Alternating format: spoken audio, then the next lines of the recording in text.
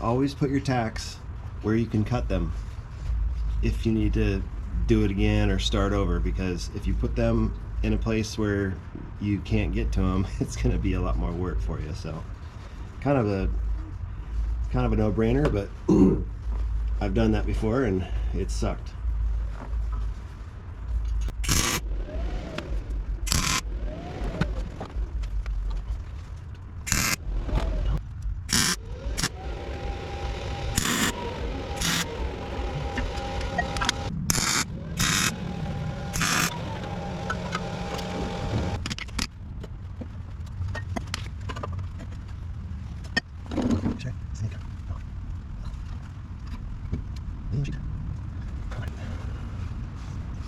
So I just realized that my bracket is too far off the frame there.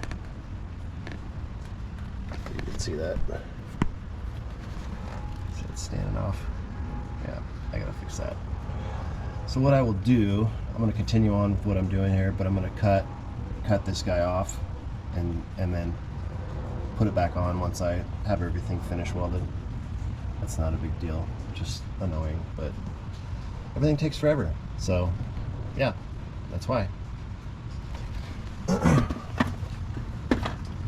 But make sure you got everything squared up here where the battery runs out. Make sure I can see everything looks okay, because there's just so much play when you have shorter pieces inside the receiver, like in this case the muffler. So you can actually move this tube probably a half an inch or 3/4 of an inch in either direction. So you want to make sure you're not tacking it on crooked, because that'll just look goofy.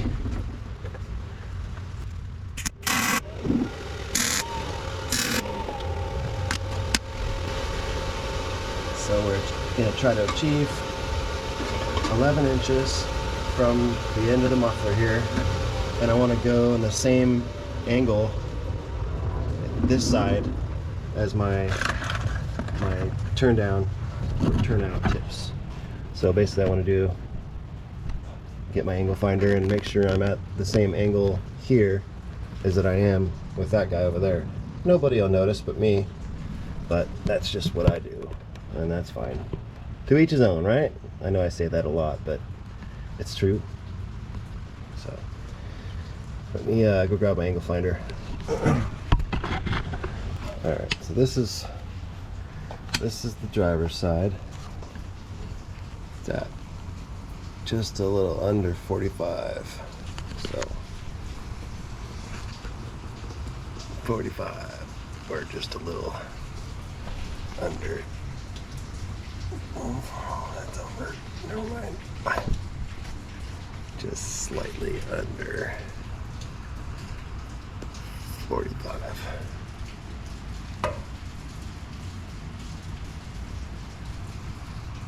Okay.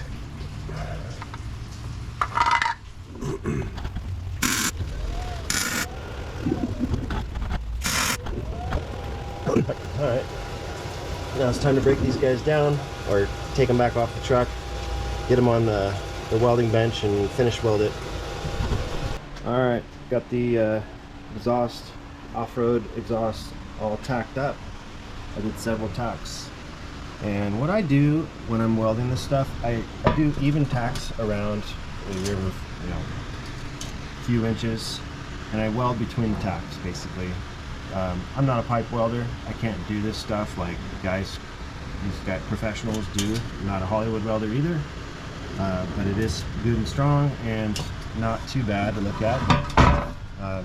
These were all fit in place as you saw in the video. And so now it is time to burn them in, and you will notice that one of them is missing the hanger. So this guy still has the hanger. That hanger is going to work. I ended up cutting this guy off because wasn't going to work. And when I cut it off, I actually cut through the muffler can just slightly, so I just had to weld that back together, but not a big deal. It's nice and flat. And so when I mock this guy up, it'll be what I'll do is I'll put the hanger on the frame and then angle it in just like this guy. That's how I made these guys, or made this one work. And then if I need to, I'll chop the bottom of it off. But Pretty simple, straightforward stuff, but I'm going to start welding.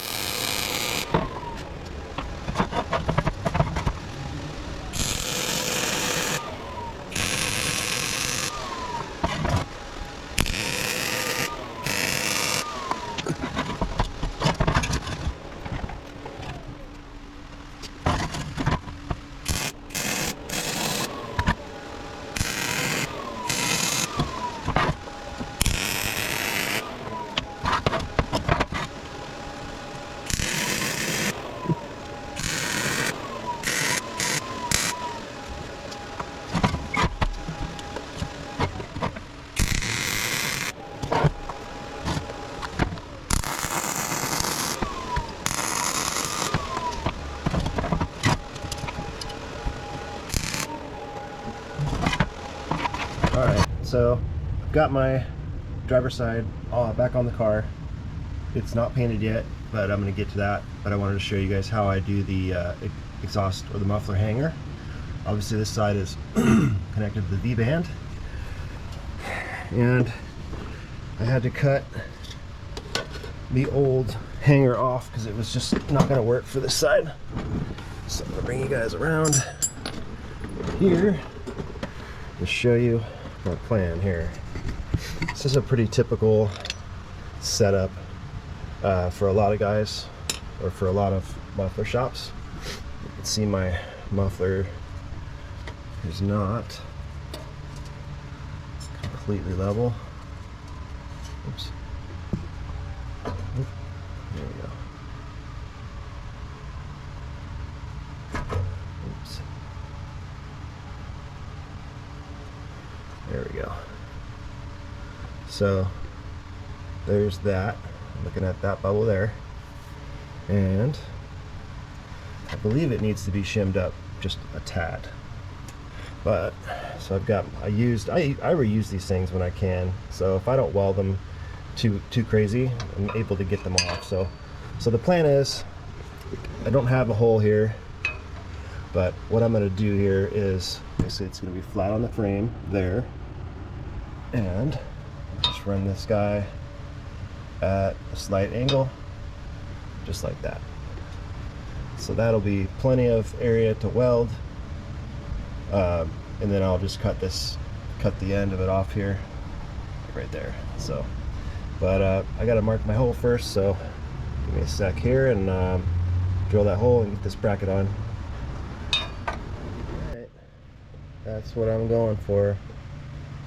The truck is literally the same as that. Show you.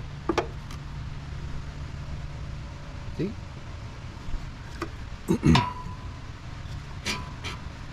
Okay. All right. Again, as long as I'm following the body line here with the muffler, doesn't matter about anything else. Just from a side view, that the body is on the same, or the muffler's on the same plane as the body. And remember, I did just under 45 degrees on both these guys. That's still the same.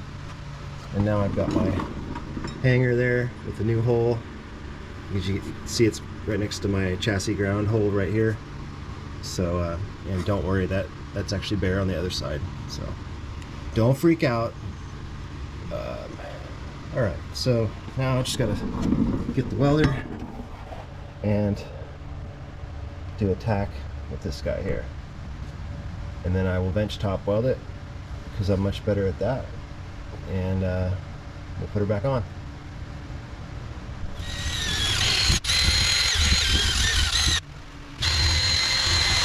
I think it helps using a soft wire wheel too. The harder braided ones are a lot harder to use in this kind of an application.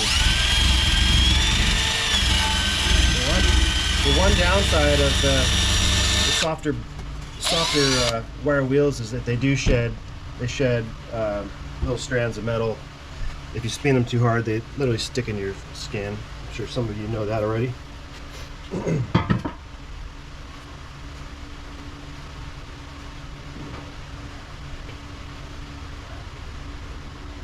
figured while I'm at it, I might as well paint my street exhaust as well. I never did that when I first built it.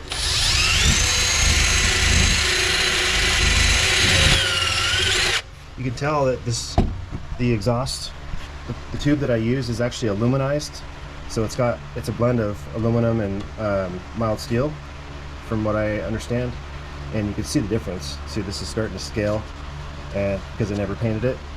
But this is obviously not rusting, so that's the difference. But aluminized exhaust tubing is very smart to use if you don't want to go the stainless route, and which in my opinion is not necessary.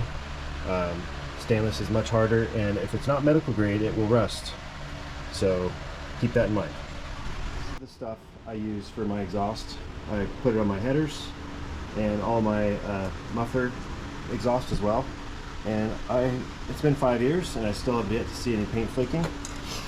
I am not sponsored by these folks, but I use their insulation lining for the inside of my cars and cabs and trucks and stuff. And it's a great product. I've never had to remove it, like as far as the insulation goes. God help me if I ever do. But I highly recommend this stuff. It wears like iron. So out of anything that's available on the market, I would put this up against anything without a doubt. So anyway, that's my spiel. Just painted the exhaust, waiting for it to dry, and then I'll throw them on the truck and we'll do a sound off before I close up this video. Alright, so I painted these guys yesterday. This is my big mufflers for the street. This other side. And the off-road set, which I'm going to put on today now that the paint's cured. But boy, this paint is so good. I know I've raved about it, but it really wears like iron. It's truly amazing, especially on header primaries and stuff. It really stays together very well, which as far as header paint goes, man, there's just not very many options out there. So highly recommend that Thermotech stuff. But yeah, let's get these on the truck and do a sound off. I think this V-band has seen better days, so I've replaced it. Wouldn't thread on for some reason, so not sure what's going on. I've never had one seize up on me like that.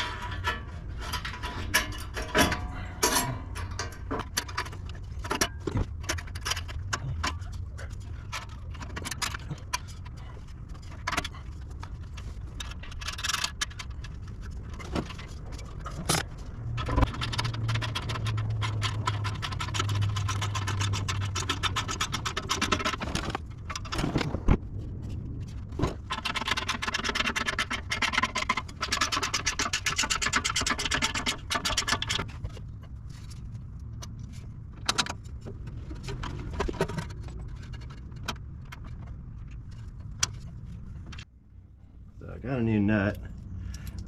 Both nuts just stopped threading. It was the weirdest thing. I've never had that problem before.